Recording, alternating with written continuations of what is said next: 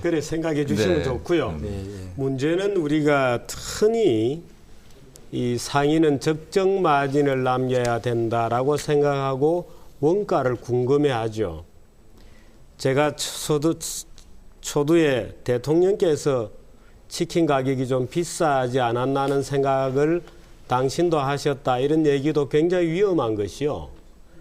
어떤 상인이든지 원가 대비해서 판매가가 높을수록 사실은 좋은 상인입니다. 원가보다 판매가가 높은데도 잘 팔리는 것은 그 상품이 절실했기 때문이죠. 그래서 예를 들어서 명품 같은 거 보십시오. 원가 누구 궁금해하지 않죠. 원가 아무도 궁금해하지 않습니다. 예를 들어서 대부분 공산품 원가 아무도 궁금해하지 않습니다. 원가에 대해서 적정 마진을 붙이는 시스템은 그야말로 사회주의로 가야죠. 국가가 원가에 대해서 원가 더하기 적정 마진이라는 개념을 만일에 국가가 가지게 되면 사회주의 체제가 되는 겁니다. 그래서 최근에 지금 우리 김 변호사께서 공정법을 자꾸 얘기하시는데 최근에 국제적인 공정법의 흐름 자체가 그게 소비자에게 이익이 되었나 안 되었나로 돌아가는 추세에 있습니다. 그래서 마이크로소프트 같은 경우에도 공정법에 결국에는 그 치열한 논쟁 끝에 무죄가 떨어졌던 것이거든요. 그 끼워 팔기였잖아요. 지금 얘기하시는 미끼 판매 다 끼워 판 겁니다. 끼워 팔은 거. 이런 것조차도 그게 소비자에게 궁극적으로는 이익이 된다 그러면 되는 거죠. 그러고 거대 자본이 시장을 다 먹으면 가격을 그다음에 굉장히 높이 세우지 않겠느냐고 일반적으로 걱정하는데 전혀 그런 현상이 나타나지 않습니다. 최근에 예를 들어서 우리가 비디오 테이프를 보던데 지금 비디오 테이프 다 없어졌잖아요. 다 CD로 바뀌었습니다. 소니가 워크맨 독점이었습니다. 굉장히 독점을 걱정했죠. 그런데 MP3 나오면서 깨끗하게 가버렸습니다. 어떤 기업도 시장에서 독점적 지위 누리기가 어렵고요. 예를 들어서 그건 유명한 얘기가 있습니다. 옛날에 미국의 석유 재벌로 유명하던 락펠러 같은 사람들이 석유를 덤핑을 쳤죠. 덤핑을 쳐서 중소석유 회사들이 다 망했습니다. 그런데 어떻게 덤핑을 쳤느냐. 기존 가격의 20%로 덤핑을 친 겁니다. 근데 20%를 덤핑을 쳐서 다 죽고 나서 가격을 올렸느냐? 아닙니다. 더 내려갔습니다. 철도를 다 석권했던 밴드빌트라는 사람은 강도로 불렸던 사람인데요. 철도 회사들 다 죽었으니까. 이 밴드빌트가 철도 운임 요금을 90%를 내린 겁니다. 10%가 남았어요.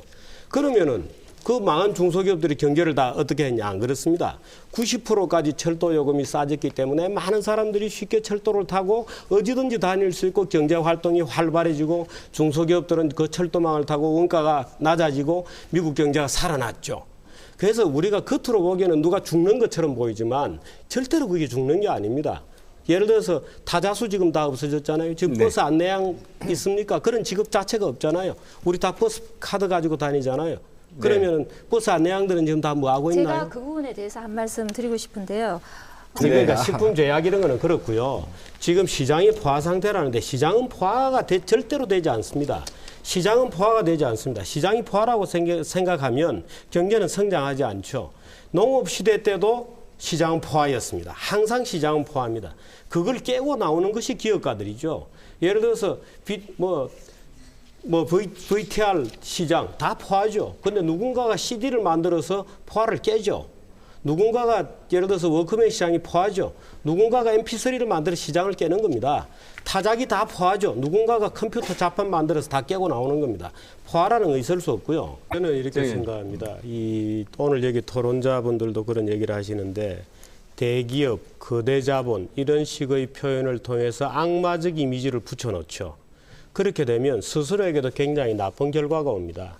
예를 들어서 저는 이번에 통큰 치킨 논란이 왜 생겼는지 참 궁금한 사람 중에 한 사람인데 저는 기본적으로 집에서 조용하게 앉아 있다가 TV 보다가 치킨 한 마리 먹지 뭐. 그럼 맥주도 한 잔 가지고 오라 그래. 이렇게 해서 전화해서 사 먹는 사람들이 대개 동네 치킨을 먹죠.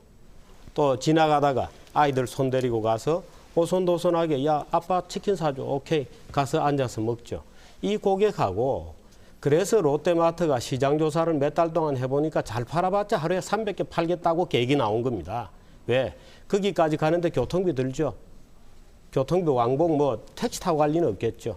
버스비만 해도 꽤 들죠. 2,000원 넘어 들지 않습니까? 예를 들어서 걸어가야죠. 시간 낭비해야죠. 이것은 앉아있어도 배달해 주는 겁니다. 따끈따끈하게. 롯데마트에 사와가지고 냉장고에 보관할 겁니까? 아니죠. 시장 자체가 다릅니다. 저는 그렇게 보지만, 근데 이렇게 치고 들어왔을 때 기존의 치킨집이나 치킨 프랜차이저들이 시장에서 대응을 했었어야 됩니다. 예를 들어서 더 가족 단위로 찾아오기 예쁘게 매장을 더 예쁘게 꾸미고, 말하자면 가격은 조금은 더 내려볼 수 있는 만큼은 내려보고, 이렇게 해서 시장에서 싸워줘야죠. 그렇게 하면 얼마든지 그 정도의 어떤 가격 차이는 견딜 수 있을 거라고 저는 보는데, 네. 문제는 이 치킨집하고 프랜차이즈에 계신 분들이 아이고 거대 자본, 또 우리 다 죽는다. 지금 계속 다 죽는다고 얘기하시잖아요.